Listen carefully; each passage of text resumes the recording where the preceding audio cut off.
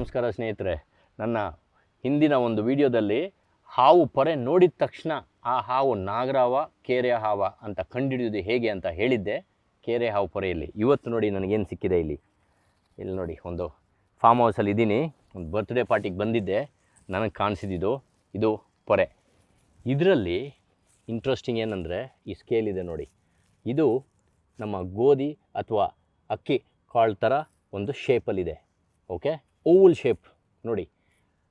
ಕೇರೆ ಹಾವಿಗೆ ಡೈಮಂಡ್ ಶೇಪಲ್ಲಿತ್ತು, ಕಾಜು ಬರ್ಫಿ ಶೇಪಲ್ಲಿತ್ತು. ಇದಕ್ಕೆ ಅಕ್ಕಿ ಕಾಳು ಥರ ಇಲ್ಲ ಗೋಧಿ ಕಾಳು ಥರ ಒಂಥರ ಓವಲ್ ಶೇಪಲ್ಲಿದೆ.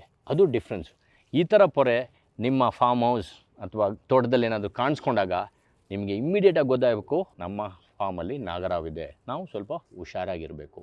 ಹಂಗೂ ಒಂದು ವೇಳೆ ಕಾಣಿಸ್ಕೊಂಡ್ರೆ ಅಕ್ಕಪಕ್ಕದಲ್ಲಿರೋ ಹಾವು ಸಂರಕ್ಷಕರಿಗೆ ಫೋನ್ ಮಾಡಿ, ಇಲ್ಲ ಅಂದರೆ ಅರಣ್ಯ ಇಲಾಖೆಯವರಿಗೆ ಫೋನ್ ಮಾಡಿ. ಯಾವುದೇ ರೀತಿಯಲ್ಲಿ ಗಾಬರಿ ಆಗೋದು ಬೇಕಾಗಿಲ್ಲ.